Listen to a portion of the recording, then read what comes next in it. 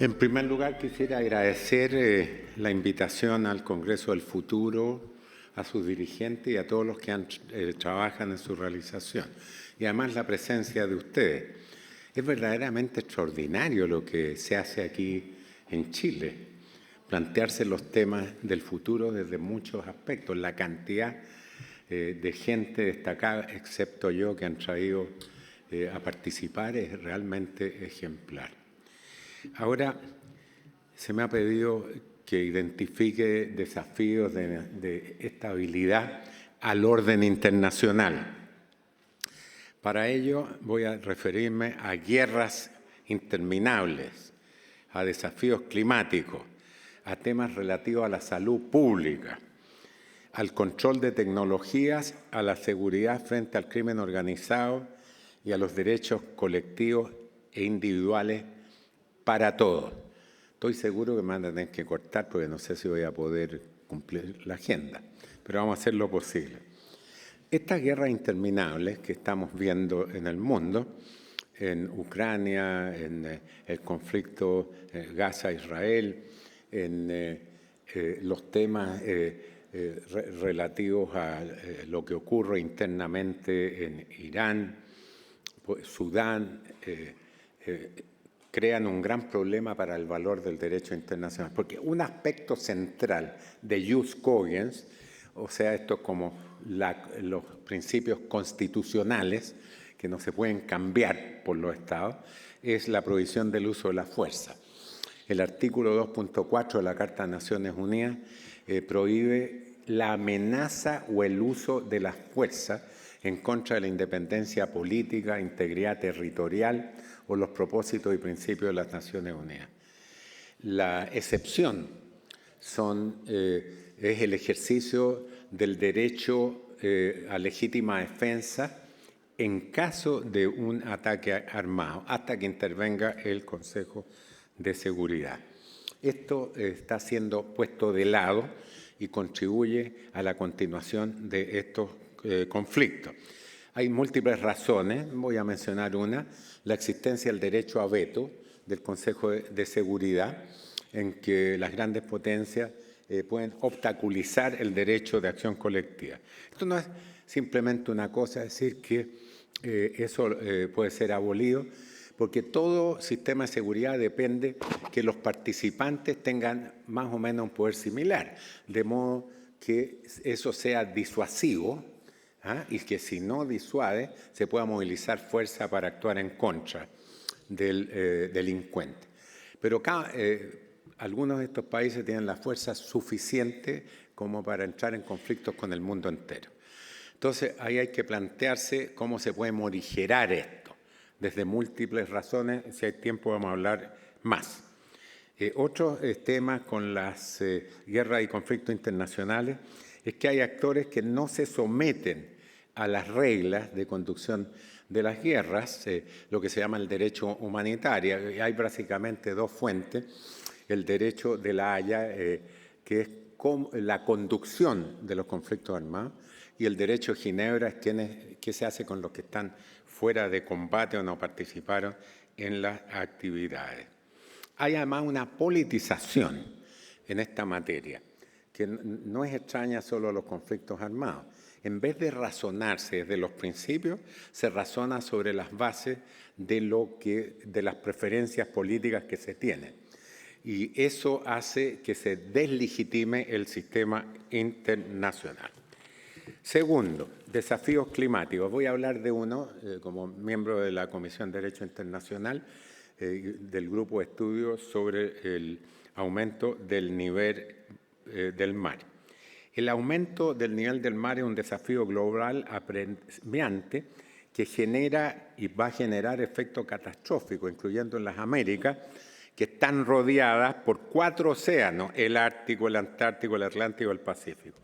Las implicaciones son devastadoras. Hay más de 70 estados que se pueden ver afectados por el aumento del nivel del mar.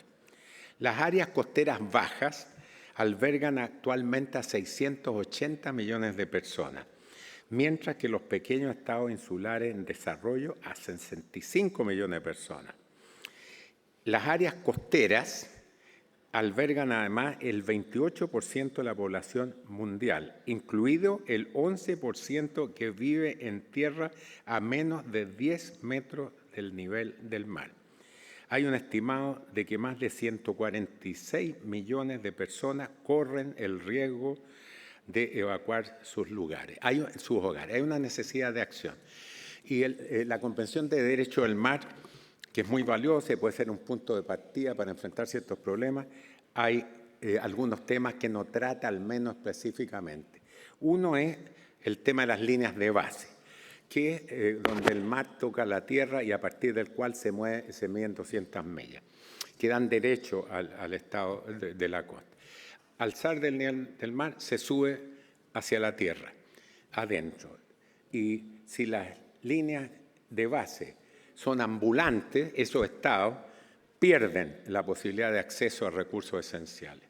Si son fijas, no. Entonces hay un debate respecto a esto, porque esos estados pueden negociar el acceso a recursos específicos y los recursos necesarios como para, por ejemplo, negociar el acceso, la entrada a otros países. El nivel del mar también afecta a derechos humanos importantes, incluido el derecho a la vida, a un nivel de vida adecuado, alimentación, agua, saneamiento, salud y un medio ambiente sano. Afecta también lo que pasa cuando el nivel del mar sube o se niega la existencia de un Estado, que es los pueblos indígenas que dependen del mar, ya sea por su sustento material, cultural y espiritual. Afecta a otros derechos, como la prohibición de mandar a gente a países donde puedan ser torturados. Hay islas que se van a transformar en inhabitables desde el punto de vista de la capacidad de sostener su población o van a desaparecer. Y el principio de no refoulement es que no mandarlo a un lugar donde pueda ser torturado. Y si se explica estrictamente, no están protegidos de ser reenviados allí. Después está el tema de la estadualidad. La Convención de Montevideo requiere gobierno, población, territorio, cumplimiento con el derecho internacional. ¿Qué significa esto? Que pueden desaparecer estados por no tener territorio. Entonces, uno de los argumentos que se plantean es que el territorio no es solo sobre la superficie, sino el territorio sumergido. De nuevo, el derecho internacional ofrece la posibilidad de enfrentar estos problemas, pero se requiere nuevos tratados y enfrentar los desafíos. Después está el tema de la salud pública. El COVID demostró que el marco legal internacional existente con respecto a la salud global y la epidemia es insuficiente. Y demostró que aunque todas las personas son afectadas, los grupos más vulnerables sufren un impacto devastador. En consecuencia, es imperativo que la comunidad internacional utilice su conocimiento y experiencia para formular y reforzar el principio de derecho internacional con el objeto de subsanar las lagunas del derecho internacional vigente para proteger a las personas antes, durante y después de epidemias. Con la globalización, las malas noticias es que estos fenómenos tienen un alto grado de probabilidad de ocurrir. Y las malas noticias también que la Organización Mundial de la Salud fracasó en su intento de lograr un nuevo tratado internacional sobre el tema, con discusión sobre, por ejemplo, el acceso a la producción, el acceso a medicamentos genéricos y otros factores importantes. Así que estamos ahí viendo un desafío de inestabilidad muy importante. Está también el tema del control de las tecnologías. Las tecnologías, como la inteligencia artificial, tienen un carácter dual. Beneficios que se han planteado antes, prácticamente en todas las áreas: salud, transporte, educación, posibilidad de incrementar acceso a la información, abrir oportunidades para todas y todos. Pero hay riesgos inmensos, instrumento de control, afecta la autodeterminación de los pueblos, con algoritmos que ven cómo se puede influir o sustituir la voluntad soberana. Puede aumenta desigualdad. Hay 3 modelos en esto. Un modelo permisivo, que es dejarlo al mercado, tiene la ventaja de la creatividad, pero da derecho al control de los seres humanos por empresas. Después está el modelo controlador, que implica que el Estado determina qué se va a hacer. Los riesgos son evidentes, que es manejar, manipular y controlar a los seres humanos con el objeto, bajo el pretexto de cohesión social, de evitar la autodeterminación de los pueblos. Obviamente, la tercera posibilidad es una cosa mixta, porque se necesita la participación de las empresas para la creatividad y competitividad, pero tiene que haber control para asegurar ciertas cosas. Una es, y para medir si eso es efectivo, la verdad, la responsabilidad. Para eso hay que saber quién ha iniciado es el responsable de haber formulado una norma. Y el cumplimiento de normas jurídicas y éticas que implican y tienen que ver con nuestra calidad de seres humanos. No hay aún un marco efectivo que regule eso y estamos viviendo un momento de gran peligro. Está también, les voy a poner específicamente, porque no hay tiempo, el número de derechos afectados. Uno es la autodeterminación, la privacidad, la libertad de expresión, el derecho a cultura, arte, ciencia, derecho al niño, derecho al trabajo, participar en asuntos públicos, libertades de no ser sometido a daño físico o psicológico, igualdad ante la ley, no discriminación, derecho a la vida en general. Y de nuevo, derecho a la autodeterminación, que es el primer derecho en los pactos internacionales. Los modelos de seguridad se han exportado ya, por ejemplo, a más de 50 países con el objeto de controlarlo. Sobre seguridad, tenemos otro tema del derecho internacional y un desafío por las mafias organizadas, el crimen organizado. Es falsa la contradicción entre derechos humanos y seguridad. En el primer caso ante la Corte Interamericana de Derechos Humanos, Manfredo Ángeles Velázquez Rodríguez, a mí me tocó representar a las víctimas con Juan Méndez y José Miguel Vivanco, se logró establecer que había por parte de los Estados un derecho de garantía. ¿Qué implicaba esto? Que tenían que tomar las medidas necesarias para que la población contara con la posibilidad de desarrollar sus derechos reducir la seguridad solo a la represión en la experiencia práctica no tiene resultado. Tiene que haber una aproximación múltiple y una de esas es el consenso de la población y la garantía de sus derechos. A Talleyrand se le planteó y se le atribuye a Napoleón que el origen, esta idea que esta expresión que con las bayonetas se puede hacer de todo, pero uno no se puede sentar en ella. De modo que lograr consenso, apoyo de la población. Yo estuve en Interpol, en el Comité de Control de Interpol, y es una experiencia que solo con el consenso y la participación activa de la población y el respeto institucional es posible alcanzar la seguridad, al margen de momentos muy limitados que se da una situación de seguridad falsa. Voy a hablar ahora de los derechos humanos. Como resultado de la posguerra y la incapacidad que se demostró que el orden interno pudiera ser la última garantía de los derechos humanos en función de la violación masiva y sistemática de individuos, de poblaciones, surgió la Carta Universal de Derechos Humanos. Y hubo algo maravilloso. Se aprobó la Declaración Universal, que creo algo fantástico. Ustedes vean la Declaración Universal, dice: todas las personas tienen derecho a la libertad. Todas las personas tienen derecho a la cultura. Todas las personas tienen debido proceso. Antes eso no existía en el derecho internacional. La protección era interna. Y creamos en el derecho internacional esta idea de la humanidad común de todos.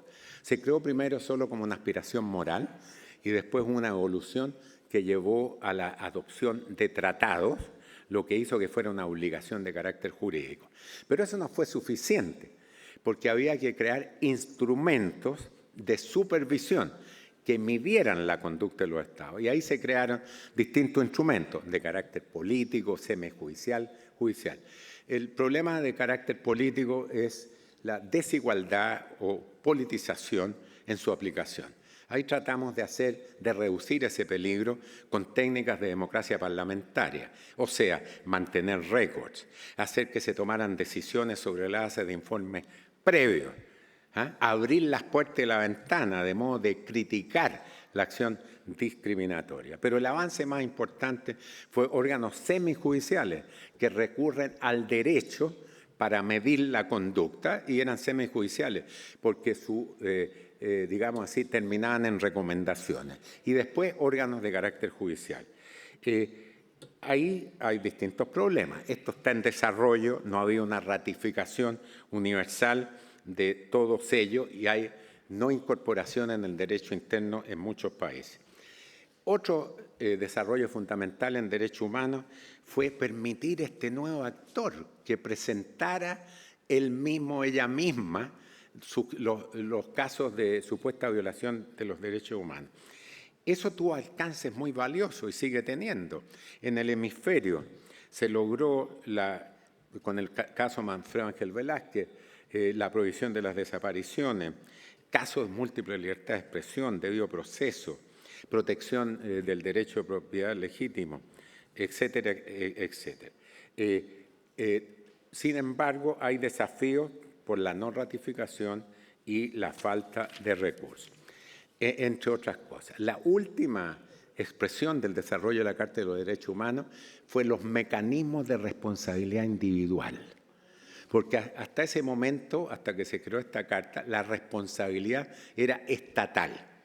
Entonces, la idea era que los individuos que cometían crímenes internacionales no pudieran esconderse detrás de las faldas del Estado y ejercer la responsabilidad por esta comisión de crimen. No hay una ratificación total de esto y hay problemas también de politización de los organismos como la Fiscalía de la Corte Internacional de Justicia. Yo renuncié a la Fiscalía porque a pesar de declaraciones de las Naciones Unidas, de la Organización de Estados Americanos, de que, por ejemplo, en Venezuela se cometían crímenes de lesa humanidad, además se presentó esto por 6 países latinoamericanos y Canadá, no se llegó a establecer la responsabilidad individual. Hay muchos casos que han sido politizados. Esto no es justificar ninguna cosa, pero les menciono esa situación porque, como dice Thomas Frank, que es un teórico muy importante del derecho internacional, la legitimidad depende de quién hace las cosas y, en segundo lugar, de su razonamiento lógico, de sus valores y consistencia. Esto no es simplemente un diálogo de abogados de partes contrarias que cuando uno está hablando el otro piensa que hay de malo en esto. Entonces tiene que haber una decisión de razonar sobre la base de los principios, no partir sobre la base de las posiciones propias. A modo de conclusión, la comunidad internacional ha creado normas, instituciones, ha generado nuevos actores, un marco normativo.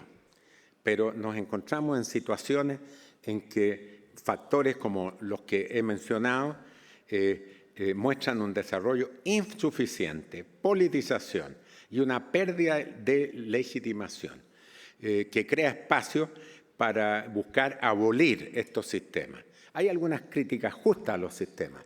Por ejemplo, en derechos humanos hay mucha duplicidad, hay cosas que se repiten. Hoy día hay más de 60 relatores individuales, numerosas comisiones de trabajo, burocracia, etcétera, etcétera. Pero la solución no es abolir. La solución es fortalecer estos instrumentos de modo que actúen efectivamente.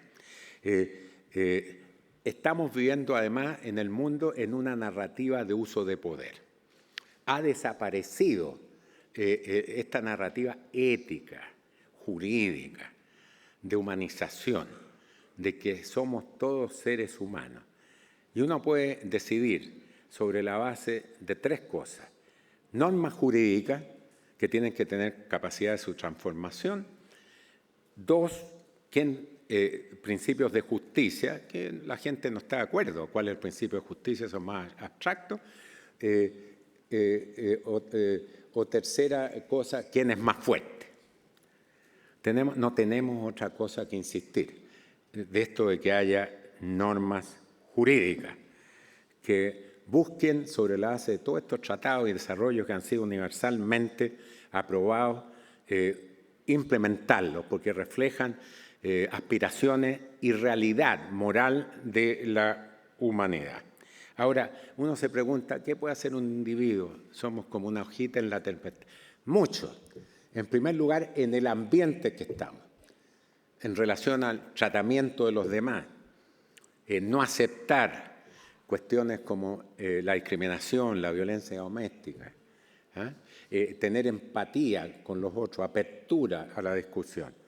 Y además, buscar, sobre la base de los instrumentos existentes, actuar en el terreno internacional.